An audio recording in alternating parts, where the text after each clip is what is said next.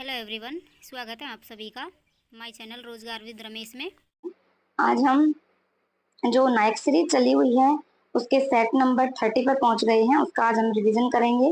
25 जो सेट थे वो एक जर्नल सेट थे। उसके बाद 26 से और 35 तक जो सेट चलेंगे उसको नाम दिया गया एडवांस सेट। तो हम 30 सेट पर और एडवांस में 5 सेट पर पहुंच गए हैं। इससे पहले हमने 29 जो सेट है उनका रिवीजन कर लिया है। अगर आपने नहीं किया है तो आप टेलीग्राम जाकर प्लेलिस्ट में चैनल पर जाकर प्लेलिस्ट में देख सकते हो और इनकी जो पीडीएफ है वो टेलीग्राम चैनल पर आपको मिल जाएगी, जिसका लिंक है वो वीडियो की डिस्क्रिप्शन में उसको पिन कर दिया गया है। वहां जाके आप वहां से अपने हैंड रिटन नोट्स और का रिवीजन कर सकते हैं और पीडीएफ ले सकते हैं। तो स्टार्ट करते हैं क्वेश्चन नंबर फर्स्ट। उससे पहले आपको बता दो, अगर आपको वीडियो अच्छी लगती है तो वीडियो को लाइक करें, शेयर करें और चैनल पर नए हैं तो चैनल को सब्सक्राइब जरूर करें। क्वेश्चन नंबर फर्स्ट है, पारसी समुदाय के नवरोज त्योहार। जो पारसी समुदाय है उसका नवरोज त्योहार के अंतर्गत मेहर नामक एक देवता की पूजा की जाती है। तो नवरोज त्योहार में किसकी पूजा की जाती है? मेहर नामक देवता की पूजा की जाती है। यह देवता किसका अधिष्ठान देवता माना जाता है? तो ये चंद्रमा का अधिष्ठान देवता माना जाता है। ठीक है। और ये त्योहार किसके द्वारा मनाया जाता है? ये त्योहार ईरानी त्योहार है और नवरोज समुदाय द्वारा मनाया जाता है। और फारवर्दिन माह जो ईरानी त्योहार जो नवरोज त्योहार है, ईरानियों का जो कैलेंडर है उसमें फार फारवर्दिन माह जो महीने का पहला महीना है उसका नाम है फारवर्दिन माह। ये महीने का पहला दिन होता है, उस दिन ये नवरोज त्योहार मनाया जाता है। ठीक है। और नवरोज की शुरुआत भारत में किसने की थी? बलबन ने की थी। और जो नवरोज त्योहार है ये अमूर्त विरासत संस्कृति में शामिल है। और कब शामिल हुआ था? 2009 में शामिल हुआ था। ठीक है। नेक्स्ट क्वेश्चन है, किस शहर में विरासत ए खालसा नामक संग्रहालय स्थित है? तो विरासत ए खालसा नामक संग्रहालय कहाँ पर है? तो ये आनंदपुर साहिब पंजाब में स्थित है। ठीक है। और गुरु गोविंद की स्मृति में ये बनाई गई है। गुरु गोविंद की जो मृत्यु है वो कहाँ पर हुई थी? तो ये नांदेड़ महाराष्ट्र में हुई थी। गुरु गोविंद कौन थे? जो सिख धर्म है इनके पहले गुरु थे। ठीक है।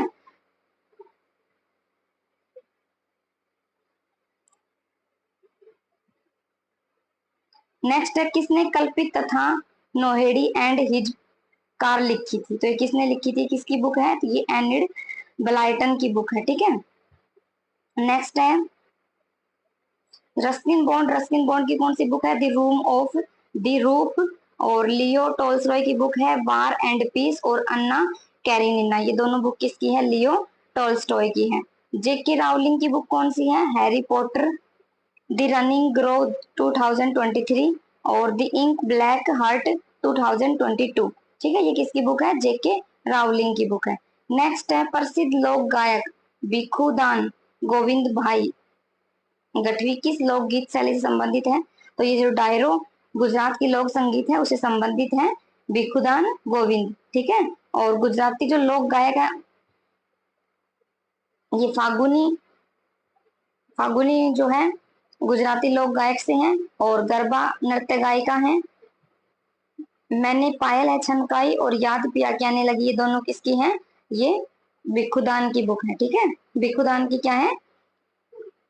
सॉन्ग है इनके। नेक्स्ट है, मरसिया ये किसका लोकगीत है? ये यूपी का लोकगीत है। और फटना ये गुजराती का लोकगीत है। नेक्स्ट है, किस राज्य में प्रतिवर्ष सिरोही लिली महोत्सव मनाया जाता है? तो ये मणिपुर में मनाया जाने वाला सिरोही लिली महोत्सव है जो हर वर्ष मनाया जाता है। याओसांग ये या डोल यात्रा ये भी कहाँ का है? मणिपुर का है। Merry making of the god Lai Haraoba ये भी मणिपुर में मनाए जाने वाला त्योहार है। और चावांगकुट और चेरा ओबा ये मणिपुर का न्यू ईयर है। चेरा ओबा ये सब मणिपुर में मनाए जाने वाले उत्सव हैं। चुम्पा, संगाई, गान, नकाई ये मणिपुर के उत्सव हैं। ओडिशा है और इको नव कलेवर और इको रिट्रीट ये ओडिशा के हैं। और कागयदे ये सिक्किम का है। हरेली छत्तीसगढ़ का है। और हरेला कहाँ का है? उत्तराखंड का है। ठीक है। नेक्स्ट क्वेश्चन है, मट्टनचेरी महल कहाँ स्थित है? तो मट्टनचेरी का महल है वो कोच्चि केरल में स्थित है। ये डच प्लेस महल भी कहते हैं इसको। मट्टनचेरी का दूसरा नाम क्या है? डच प्लेस है। ठीक है। और पुर्तगालियों द्वारा कोची वंश को उपहार में दिया गया था ये, ठीक है। पुर्तगालियों ने कोची वंश को क्या दिया था, ये गिफ्ट के रूप में दिया था।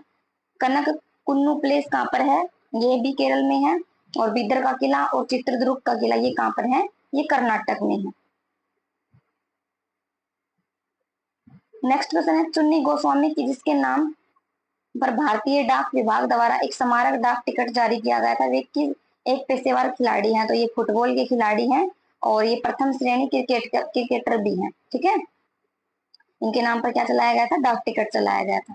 नेक्स्ट है 1962 के जो एशियन गेम्स हुए थे उसमें इन्होंने गोल्ड मेडल जीता था उस टीम ने। तो उसके क्या थे, ये कैप्टन थे। इसकी बुक कौन सी है, इनकी बुक है खेलते खेलते। खेलते खेलते इनकी बुक है।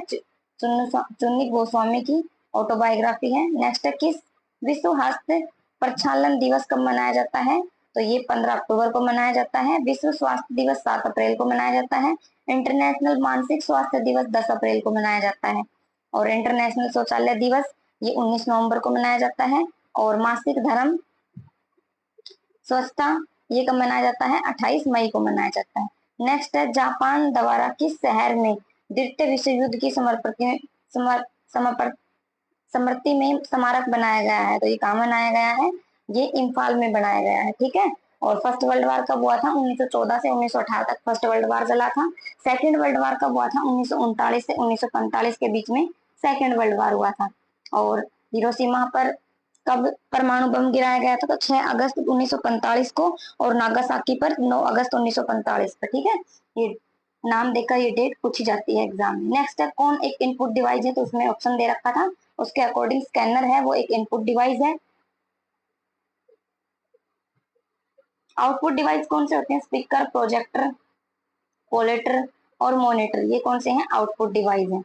और OMR optical marker reader, BCR bar code reader और MICR मैग्नेटिक इंक करेक्टर एक ऐसी डिवाइस है, ये सारे इनपुट डिवाइस है। नेक्स्ट कथनों पर विचार करना है, तो भारत का संविधान मंत्रियों को 3 श्रेणियों में बांटता है, कैबिनेट, स्वतंत्र प्रभार राज्य मंत्री और उप मंत्री, ठीक है। ये इसमें ऑप्शन के जो सर ने क्लास करवाई थी उसमें एक गलत आंसर था, उसको सही, जो भी कथन में जो भी बात गलत है उनको मैंने सही, जो सर ने करवाई मैंने वो सही करके लिखी है। उसमें 4 श्रेणियां बताई गई थी जो कि गलत है, तो मंत्रियों को 3 श्रेणी में बांटा गया है, ठीक है। नेक्स्ट संघ सरकार में मंत्रियों की कुल संख्या प्रधानमंत्री को मिलाकर लोकसभा के कुल सदस्यों के 15% से अधिक नहीं होनी चाहिए, तो ये बिल्कुल सही बात हो जाएगी। राज्य हो या स्टेट हो, राज्य हो या सेंट्रल हो, जहां पर भी सरकार बनेगी वहां पर जो सेंट्रल में बनेगी तो लोकसभा के 15% और राज्य में बनेगी तो विधानसभा के 15% से अधिक क्या नहीं होनी चाहिए, मंत्रिमंडल नहीं होना चाहिए, ठीक है। ये किस संविधान संशोधन द्वारा किया गया था, ये 91वें संविधान संशोधन द्वारा किया गया था, ठीक है।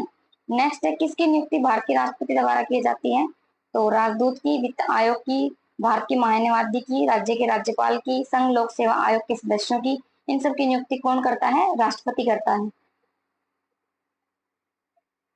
लेकिन इसमें एक ऑप्शन था नीति आयोग के उपाध्यक्ष की नियुक्ति, तो नीति आयोग के जो उपाध्यक्ष है उनकी नियुक्ति कौन करता है, प्रधानमंत्री करता है।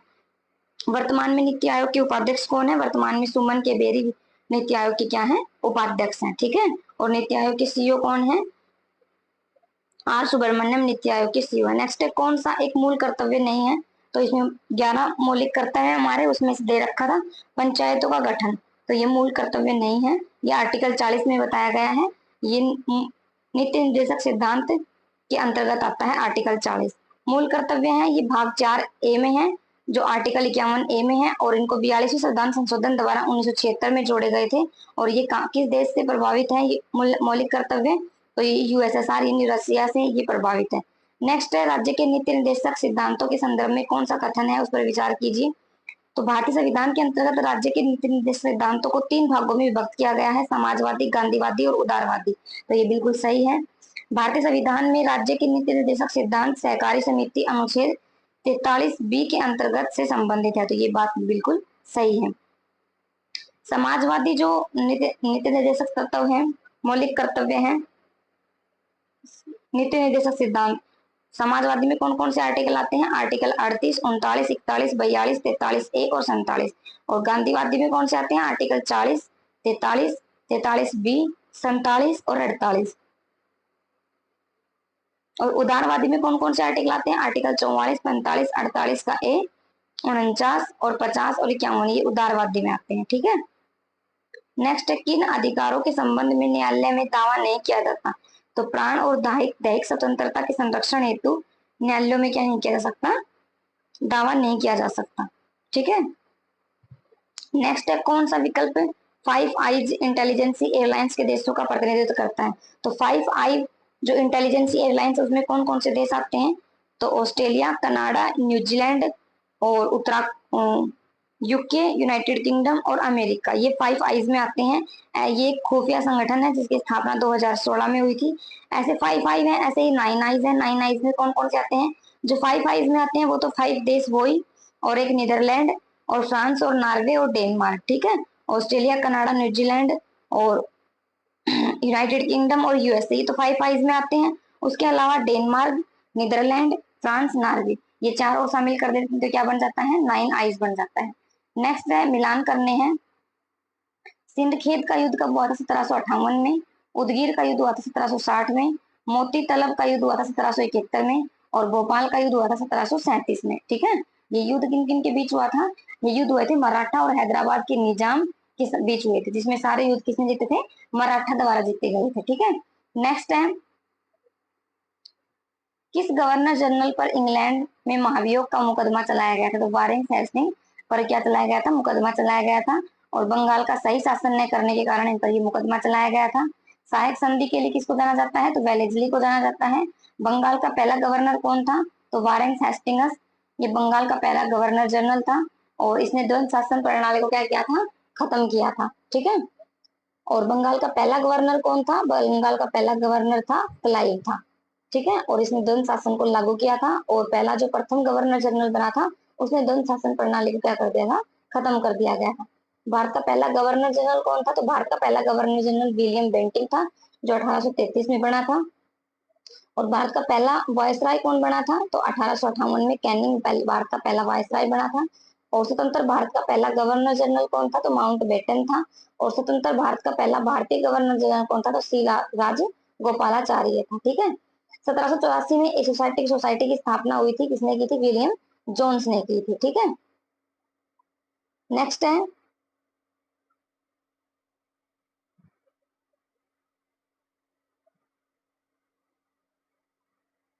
भारतीय ग्रंथ का ट्रांसलेशन भी किसने करवाया था? विलियम जोन्स ने करवाया था।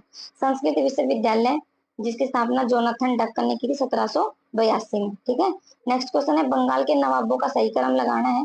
तो मुर्शिद कुली खां, इसका टाइम पीरियड पहले 1727 तक। सुजाउद्दीन 1729 से 1739 तक। सरफराज खान 1739 से 40 तक। और अलीवर्दी खान 1740 से 1756 तक, ये इनका। और उसके बाद सुजाउद्दौला आए थे, जिनके टाइम पर क्या हुआ था? प्लास्टिक का युद्ध हुआ था। नेक्स्ट है, सिख गुरुओं का सही क्रम लगाना है। तो इसमें ऑप्शन थे उसके अकॉर्डिंग, सबसे पहले गुरु नानक देव, फिर गुरु अंगद देव, और उसके बाद बीच के नहीं दिए, 6 नंबर का था गुरु हरगोविंद खुराना, और फिर था गुरु गोविंद सिंह। सिख धर्म के 10 गुरु हुए थे। 10वें गुरु कौन थे? गुरु गोविंद सिंह थे। पहले गुरु गुरु नानक देव जी थे, जिनकी बुक कौन थी? चप्पू जी है। और लंगर की व्यवस्था किसने की थी? गुरु नानक ने की थी। सेकंड थे गुरु अंगद देव, लंगर को स्थायी किसने किया था? गुरु अंगद देव ने किया था। गुरु रामदास ने अमृतसर स्वर्ण मंदिर है उसकी नींव रखी थी। उसके बाद 5वें गुरु थे गुरु अर्जुन देव, जिन्हें आदि ग्रंथ की रचना की थी। और 9वें गुरु थे गुरु तेग बहादुर, जिन्होंने आनंदपुर साहिब है उसकी स्थापना करवाई थी। और औरंगजेब के द्वारा इनकी हत्या कर दी गई थी। ठीक है। औरंगजेब की द्वारा किसकी हत्या कर दी गई थी? गुरु तेग बहादुर की। इसमें भी सही मिलान करना है कि कौन सा जो राजवंश है,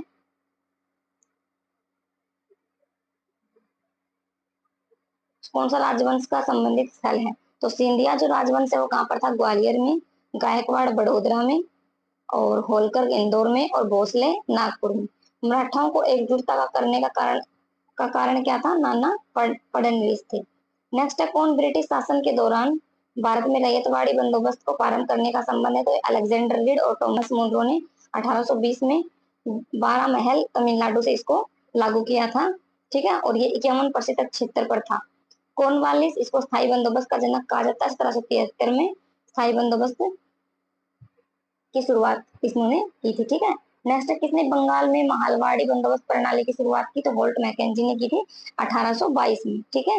नेक्स्ट है 1855 में संथाल विद्रोह का नेतृत्व किसने किया था? तो किसने किया था? ये सिद्धू कान्हू और चांद और भैरव, ये चार भाई थे, इन्होंने किया था। ठीक है। नेक्स्ट है झारखंड पहाड़ियों में किया था और ईस्ट इंडिया कंपनी से ये लड़े थे। ठीक है। नेक्स्ट मिलान करना है, ये विद्रोह है, ये किस स्थान पर हुए थे? भिल्लो का विद्रोह 1818 में हुआ था, मध्य प्रदेश, महाराष्ट्र और राजस्थान के कुछ जो हिस्से हैं वहां पर। और गोडो और खोडो का विद्रोह हुआ था 1836-37 में उड़ीसा में। और वेलुपंथी का विद्रोह हुआ था 1808 से 1809 त्रावणकोर में। और रामोसी विद्रोह हुआ था 1822-23 में, ये पश्चिमी घाट पर हुआ था और इसके नेता कौन थे? चित्र सिंह इसके नेता थे। नेक्स्ट है कौन सा कथन ऑस्ट्रेलिया महाद्वीप से संबंधित नहीं है? तो ऑस्ट्रेलिया संबंधित सही है। तो ऑस्ट्रेलिया न्यूजीलैंड और आसपास के द्वीपों को मिलाकर ऑस्ट्रेलेशिया कहा जाता है, जिसको ओरोनिया भी कहते हैं। ठीक है। तो ये बात सही है। इसे प्यासी भूमि का देश माना जाता है, बिल्कुल सही बात है।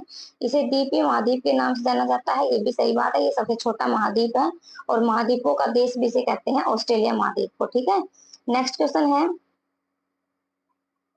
टोरेंस जलडमरू किसके मध्य है? ये ऑस्ट्रेलिया और न्यूजीलैंड के मध्य है। New Zealand, Fiji, Palau, Papua New Guinea और टोगा जैसे देश कहाँ पर हैं? ऑस्ट्रेलिया में। नेक्स्ट है ऑस्ट्रेलिया के संबंध में दिए गए कथनों पर विचार कीजिए। ऑस्ट्रेलिया के पूर्वी तट के समांतर ग्रेट डिवाइडिंग रेंज का विस्तार है, बिल्कुल सही है। कोसियुस्को ऑस्ट्रेलिया का सबसे ऊंचा शिखर है, ये भी सही है। ऑस्ट्रेलिया के पूर्वी में विश्व प्रसिद्ध ग्रेट बैरियर रीफ अवस्थित है, तो ये सारे पॉइंट इसके सही है। नेक्स्ट है कौन स्कैंडिनेवियन देशों के समूह में सम्मिलित नहीं है? तो फिनलैंड है। ये स्कैंडिनेवियन देशों में शामिल नहीं है। इसमें कौन कौन से देश शामिल हैं? 4 देश शामिल हैं, डेनमार्क, नॉर्वे, स्वीडन और आइसलैंड। ठीक है। नेक्स्ट है कौन से क्षेत्र लैटिन अमेरिका में सम्मिलित है? तो दक्षिणी अमेरिका, मध्य अमेरिका, मैक्सिको और वेस्ट इंडीज, ये लैटिन अमेरिका में शामिल है। नेक्स्ट क्वेश्चन है मानचित्र अध्ययन के अंतर्गत राज्यों, नगरों, शहरों, गांवों और विश्व के विभिन्न देशों व राज्यों तथा सीमाओं को दर्शाने वाले मानचित्र को क्या कहा जाता है? राजनीतिक या पॉलिटिकल मैप मानचित्र कहा जाता है। भौतिकी मानचित्र में माउंटेन, लेक और रिवर आदि आती हैं, उनको दिखाया जाता है, उसको भौतिकी मानचित्र कहते हैं। थीमेटिक मानचित्र, इसमें रोड, जनसंख्या, क्लाइमेट दिखाया जाता है। और मानचित्र कला, इसमें जो मानचित्र मापने का जो यंत्र है इसको कार्डियोग्राफी कहते हैं। ठीक है। लाइन ऑफ मैप, नीला जो नीली लाइन होती है मैप पर वो जल को दिखाती है, भूरी जो लाइन होती है वो समुच्चय रेखा को, और लाल जो लाइन होती है वो सड़क को, काली रेल मार्ग को, और हरी जंगल और वनस्पति को, पीली कृषि क्षेत्र को दिखाती है। ठीक है। नेक्स्ट क्वेश्चन है इन कथनों पर विचार करना है। रेपो दर ऐसी दर है जिस पर अन्य बैंक भारतीय रिजर्व बैंक से धनराशि उधार लेता है, तो ये बिल्कुल सही बात हो जाएगी। नेक्स्ट क्वेश्चन है, इसका ही पॉइंट है नेक्स्ट, किसी देश के गिनी गुणांक के एक मान पर का अभिप्राय है कि उस देश की जनता में प्रत्येक की आय असमान है, और आय समानता के लिए गिनो गुणांक कितना होता है? 0 होता है। नेक्स्ट है भारतीय रिजर्व बैंक की दर कम करने के लिए फलस्वरूप बाजार की तरलता बढ़ जाती है। जैसे ही भारतीय रिजर्व बैंक की दर कम होती है तो बाजार की तरलता है वो बढ़ जाती है। निष्पादन बजट की अवधारणा ली गई है, तो निष्पादन बजट की अवधारणा यूएसए से ली गई है। 1949 में हुबर कमीशन की सिफारिश पर कृषि क्षेत्र में क्या आई थी? ये निष्पादन बजट की अमेरिका ने पेश किया था। और भारत में इसकी शुरुआत 1969 में हुई थी, प्रशासनिक आयोग की सिफारिश पर। नेक्स्ट है भारत में आयकर के संबंध में कथनों पर विचार करना है। यह एक प्रत्यक्ष कर है, बिल्कुल सही है, ये केंद्र सरकार द्वारा इकट्ठा किया जाता है। यह एक प्रगतिशील कर है। ठीक है। तो ये किस संबंधित है? ये इनकम टैक्स से संबंधित है। नेक्स्ट है कौन सा कथन असत्य है? तो किसी चुंबकीय क्षेत्र रेखाएं स्तूप बनाती है, चुंबकीय क्षेत्र रेखाएं एक दूसरे को नहीं काटती है। अधिक क्षेत्र रेखाओं की संख्या प्रबल चुंबकीय क्षेत्र की प्रकट करती है। तो ये चुंबक से संबंधित क्वेश्चन है जो सारे सही हो जाएंगे इसके स्टेटमेंट। चुंबकीय क्षेत्र रेखाएं उत्तरी ध्रुव से निकलती है और दक्षिण ध्रुव की ओर जाती है। तो ये जो इसके सारे सही पॉइंट है वो लिखे हैं मैंने। नेक्स्ट, ट्रांसफॉर्मर से संबंधित कथनों पर विचार कीजिए। ट्रांसफार्मर अन्योन्य प्रेरण के सिद्धांत पर कार्य करता है, ये बिल्कुल सही बात है। ट्रांसफार्मर का उपयोग अधिक या बड़ी दूरियों द्वारा विद्युत ऊर्जा का वितरण करने के लिए किया जाता है, तो ये दोनों बात इसकी सही हो जाएगी। और ट्रांसफार्मर 2 प्रकार के होते हैं, स्टेप अप और स्टेप डाउन। जब स्टेप अप हो, लाइट ज्यादा हो, तो उसको बढ़ाने के लिए, उसको कम करने के स्टेबलाइजर जो होता है उसको अपने आप बढ़ा लेता है, और ज्यादा आ जाए तो उसको कम भी अपने आप कर लेता है। ठीक है। नेक्स्ट क्वेश्चन है, प्रावर्तन के नियमानुसार कथनों पर विचार कीजिए। तो आपतन कोण और प्रावर्तन कोण बराबर होते हैं, ये बिल्कुल सही बात है। इसके अकॉर्डिंग आपतित किरण दर्पण के आपतन बिंदु पर अभिलंब तथा परावर्तित किरण सभी एक तल में होते हैं, ये बात भी बिल्कुल सही है। नेक्स्ट, धातुओं के भौतिक गुण धर्मों के संदर्भ में कौन सा युग्म सही है? तो आघातवर्ता क्या होते हैं? ये धातुओं को पीटने पर उनके पतला होने का गुण है, ये बिल्कुल सही है। तन्यता धातुओं के पतले तार के रूप में खींच सकने की क्षमता। और ध्वनिक कठोर सतह से टकराकर आवाज उत्पन्न करने वाला गुण, ये ध्वनिक कहलाता है। ठीक है, नेक्स्ट क्वेश्चन है, इनमें मिलान करना है। सोडियम ये चाकू से आसानी से काटा जा सकता है। पारा ये कमरे के ताप पर द्रव अवस्था में रहती है। और चांदी विद्युत का अच्छा सुचालक है। और शीशा है वो उष्मा का कुचालक है। नेक्स्ट है, इसमें भी मैच करने हैं। न्यूक्लिक अम्ल है और इसके कार्य हैं। RNA इसको प्रोटीन संश्लेषण का स्थल। और tRNA अमीनो अम्ल का वाहक होता है ये। और M ये क्या होता है? DNA से प्राप्त आनुवंशिक सूचना का वाहक होता है। और DNA गुणसूत्र का घटक होता है। RNA की फुल फॉर्म है राइबो न्यूक्लिक एसिड। और इसमें R क्या है? राइबोसोम है। और T ट्रांसफर है। और M क्या है? मैसेंजर है। नेक्स्ट है DNA, हिस्टोन प्रोटीन भी से जुड़े होते हैं। DNA है वो किससे जुड़े होते हैं? हिस्टोन प्रोटीन से जुड़े होते हैं। नेक्स्ट है, मानव तंत्र में कौन सा पाचक एंजाइम नहीं है? तो ये गैस्ट्रीन हार्मोन है, ये पाचक एंजाइम नहीं है। ट्रिप्सिन, टोइलिन और पेप्सिन। टोइलिन है ये कार्बोहाइड्रेट के पाचन में सहायक होता है। ये सारे इसके हार्मोन्स हैं। ठीक है, नेक्स्ट है, जीवों में श्वास लेने एवं छोड़ने के संदर्भ में सत्य कथन बताइए। तो मछलियों के श्वास की दर स्थलीय जीवों की तुलना में अधिक होती है, बिल्कुल सही बात है। एक वयस्क व्यक्ति 15 से 18 बार प्रति मिनट सांस लेता है, ये भी सही बात है। मानव में अच्छवस्थित वायु में 16.4% और ऑक्सीजन होता है। और 4.4% CO2 पाई जाती है, तो ये बात भी बिल्कुल सही है। नेक्स्ट है, ऑस्ट्रेलिया के किस शहर में दुनिया का सबसे ऊंचा राम मंदिर बन रहा है? तो ये पर्थ है जो ऑस्ट्रेलिया का शहर है, यहाँ पर सबसे ऊंचा राम मंदिर बन रहा है 721 फुट। और इसके किसके द्वारा बनाया गया है? श्री राम वैदिक ट्रस्ट के द्वारा इसको बनाया जा रहा है। इसके अध्यक्ष डॉक्टर दिलवार सिंह है। और पर्थ है, यहाँ पर एक क्रिकेट स्टेडियम है जिसको वाका कहा जाता है। और दुनिया का सबसे तेज पिच है ये। 2032 में जो पैरा ओलंपिक 2032 में जो ओलंपिक गेम्स होंगे वो कहाँ पर होंगे? ब्रिस्बेन में होंगे, जो ऑस्ट्रेलिया की एक जगह है। नेक्स्ट है, किस नेशनल पार्क में एक दुर्लभ गोल्डन टाइगर देखा गया है? तो काजीरंगा नेशनल पार्क में देखा गया है, जो असम में है। बांदीपुर नेशनल पार्क कर्नाटक में है। रानीपुर नेशनल पार्क उत्तर प्रदेश में है। Gym carbonate national park Uttarakhand में है। और गोल्डन टाइगर ये कहाँ पर है? वाइस बैंड जीन में है। ठीक है, नेक्स्ट है, भारत में 53 नेशनल टाइगर रिजर्व है, वो कहाँ पर है? रानीपुर में है। सबसे बड़ा टाइगर रिजर्व नागार्जुन है, अरुणाचल प्रदेश में और आंध्र प्रदेश में। और सबसे छोटा टाइगर रिजर्व है बोरो, ये मध्य प्रदेश में। नेक्स्ट है, 77वां संतोष ट्रॉफी फुटबॉल टूर्नामेंट किसने जीता है? तो ये सेना ने जीता है। और उप विजेता गोवा रहा है। इसकी शुरुआत 1941 से हुई थी। सर्वाधिक बार विजेता कौन है? बंगाल है, जिसने 32 बार इसको जीता है। नेक्स्ट है, राष्ट्रपति द्रौपदी मुर्मू किस देश के राष्ट्रीय दिवस समारोह में मुख्य अतिथि के रूप में शामिल हुई है? तो ये मॉरिशस का देश का स्थापना दिवस था 12 मार्च को, तो उस दिन अतिथि के रूप में बुलाया गया था। और मॉरिशस के प्रधानमंत्री कौन है? प्रविंद जगन्नाथ है, वो मॉरिशस के प्रधानमंत्री हैं। नेक्स्ट क्वेश्चन है, धूम्रपान निषेध दिवस कब मनाया जाता है? तो 31 मई को मनाया जाता है। धूम्रपान को रोकने के लिए, उसके अवेयरनेस फैलाने के लिए भी मनाया जाता है। और इंटरनेशनल नशा मुक्ति दिवस ये 26 जून को मनाया जाता है। इंटरनेशनल अग्निशमन दिवस 4 मई को मनाया जाता है। इंटरनेशनल एड्स दिवस ये 18 मई को मनाया जाता है। आयुष्मान भारत दिवस 30 अप्रैल को मनाया जाता है। किडनी दिवस 11 मार्च को। और आमुद निर्माण ये 18 मार्च को किया जाता है। नेक्स्ट है, गोरसम कोरम महोत्सव कहाँ मनाया जाता है? अरुणाचल प्रदेश में मनाया जाता है। भारत और भूटान की दोस्ती का स्थायी प्रतीक है ये। और बौद्ध भिक्षुओं द्वारा मनाया जाता है। लोसर, सोलुंग ट्री और चलो लोको ये किसके द्वारा मनाए जाते हैं? ये बौद्ध भिक्षुओं द्वारा मनाए जाते हैं।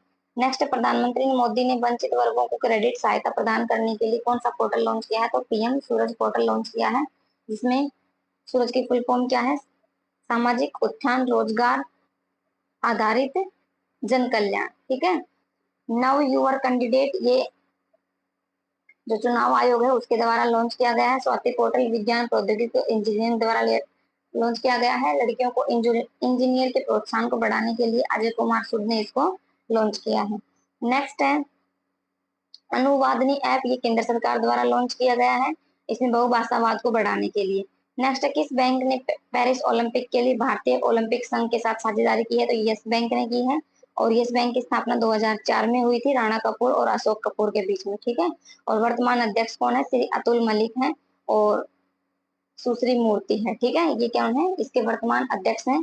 ये आज की क्लास है, आपको कैसी लगी कमेंट करके जरूर बताएं। वीडियो अच्छी लगती है तो वीडियो को लाइक करें, शेयर करें, और चैनल पर नए हैं तो चैनल को सब्सक्राइब जरूर करें। थैंक यू फॉर वॉचिंग, मिलते हैं नेक्स्ट वीडियो में।